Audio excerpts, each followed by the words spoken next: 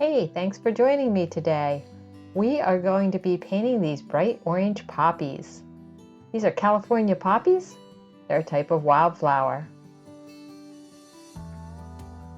I have the sketch of the poppies very lightly on my watercolor paper, but you can't really see it. But I can see it while I'm painting. For this particular painting, what I really wanted to capture and what drew me to painting this in the first place is how luminous these flower petals are.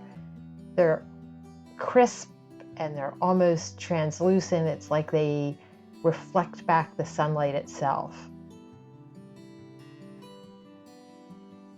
So what I'm going to be doing is painting each petal individually and not using quite as much water as I normally do.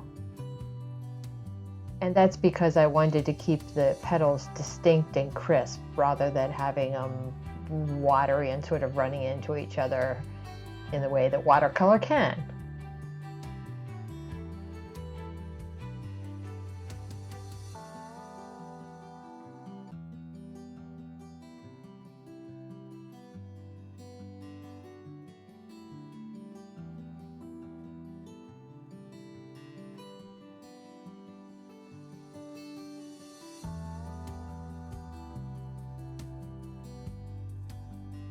So as I'm painting each petal, I'm thinking about the shape, the shadows,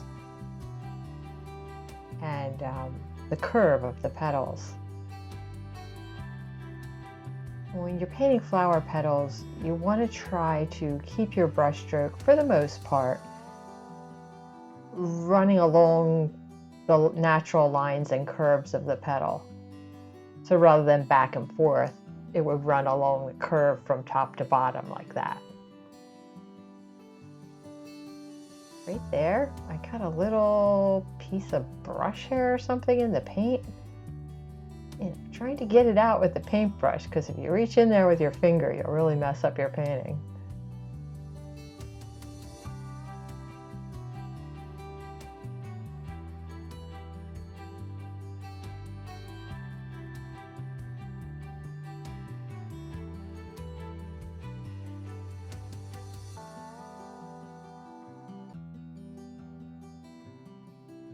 I looked at a ton of photo references for California poppies before I sketched this design out. So based on, a dozen or so different photos of California poppies, I became familiar enough with them to just sort of freehand draw out a few of them that I chose for this painting.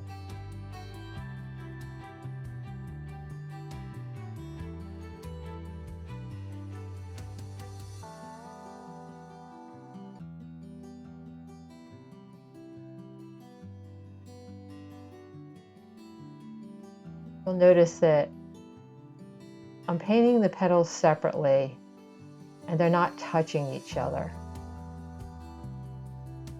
And this will help to maintain that kind of crisp, crepey feeling that the petals of a poppy do have. Poppies are really interesting. They look like they're made out of crepe paper. So it took me a while to figure out how I was going to make that read right in my painting.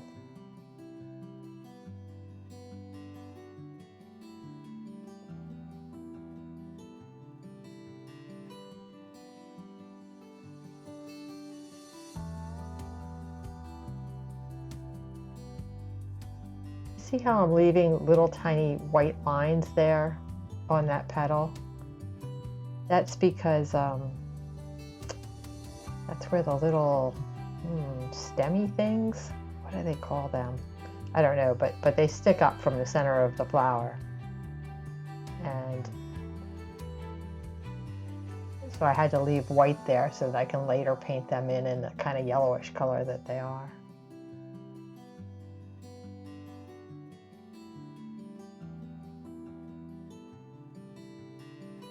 When you're painting these poppies, to the extent that you can, it's best to use as few brush strokes as you can and paint them as smoothly and confidently as you're able to.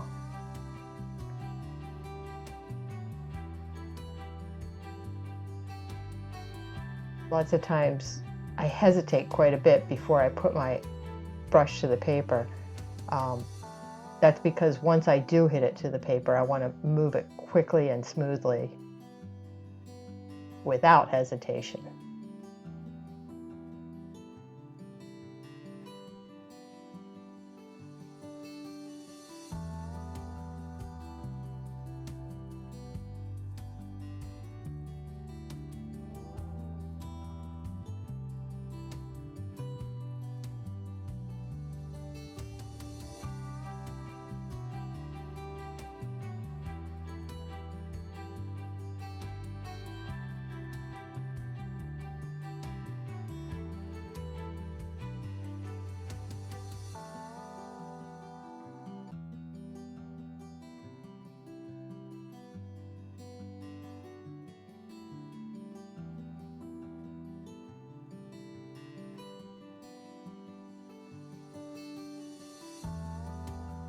When you're painting the petals of the flower, you have to almost exaggerate the color and exaggerate the value difference. The watercolor will dry lighter and less intense than it is when it is first laid down. So if you don't want your painting to look flat in the end, you need to keep the pigments fairly strong as you go along.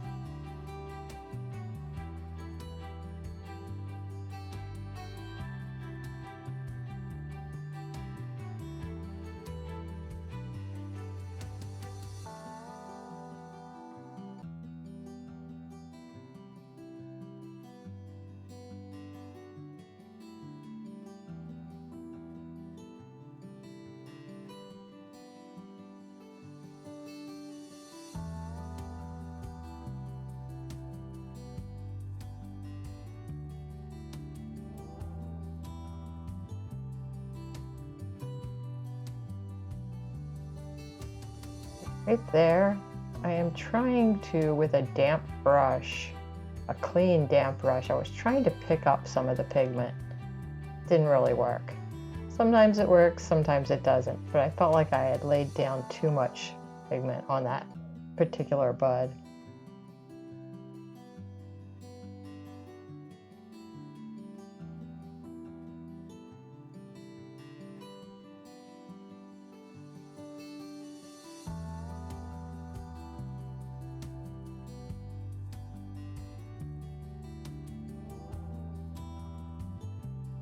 It's important to think about the stem of your flower. If you start making a curve, you need to think about where it's going to come through on the other side. Here I'm adding a little bit of dark green right under the flowers, because there is a little bit of cast shadow right under the flowers. The flower actually casts a shadow on the stem, and when you put it in there, it really helps the picture.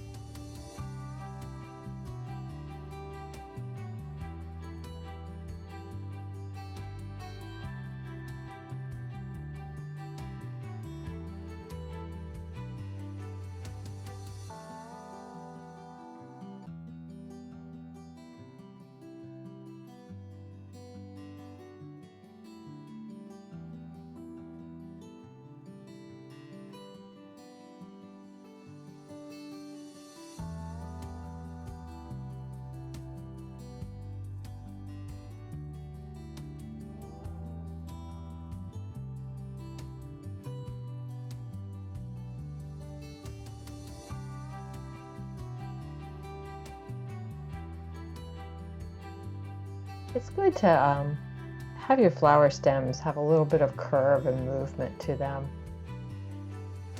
It helps the picture to kind of, helps your composition, you know, kind of make it dance around a little bit. If the flower stems were all straight up and down, the composition would just be a little off and it wouldn't be as interesting.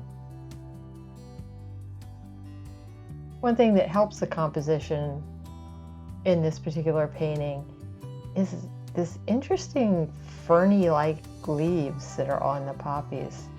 I always like it when something's kind of different, and they aren't regular leaves, they're like little ferny things. Adding a little bit of yellow there to the leaves, because you don't want your greenery to be all one color. You want to add the natural yellows and darks and such that there is in greenery in nature. It's not all just one color. Trying again to pick up that pigment, and again, it's not really working. I might have picked up a little bit of it.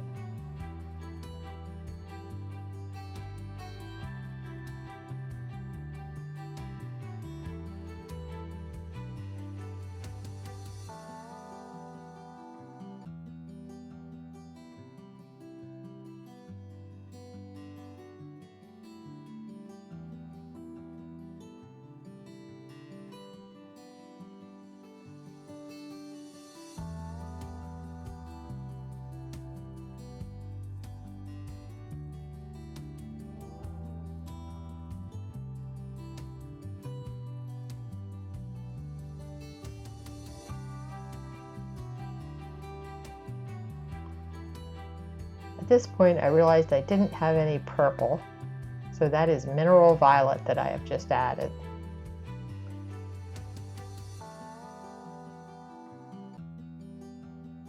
Because the very center of these flowers has some little tiny dark spots. These, by the way, are not Oriental poppies. Oriental poppies are really cool. They have this big, inky, purplish black stain that radiates out from the center. Maybe we'll do some Oriental poppies later. I think I successfully grew Oriental poppies once in my life. I've tried a few times. They sure are neat flowers though. Just like California poppies, they have this crepe paper-like petals that just really different, really interesting.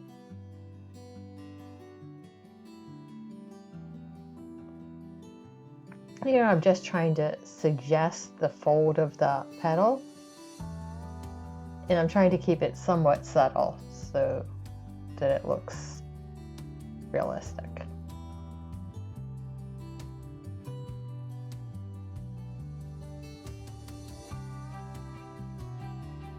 Yeah, somebody needs to tell me what those little things that stick up in the center of a flower are actually called. I feel like they're called like pistils or something.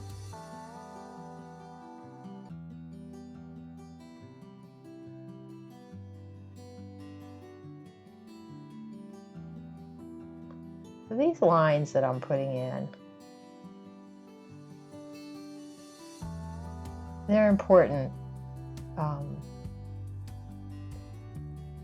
They kind of show that crepe paper-like quality to the petals. The lines are kind of the folds. You don't want to overdo it. It's pretty easy to overdo this kind of detail.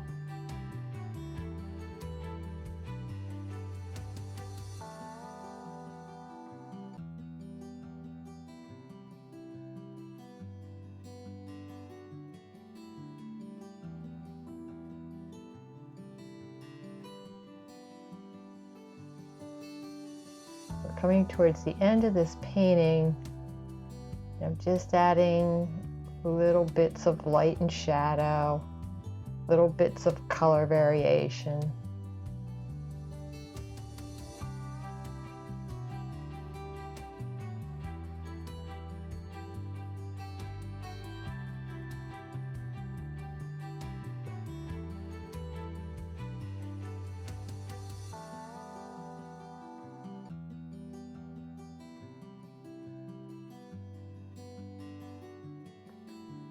Sometimes just a few brush strokes here and there at the end of a painting really help your painting to pop. But there's always a fine line between, you know, adding a few darks and just overworking your painting.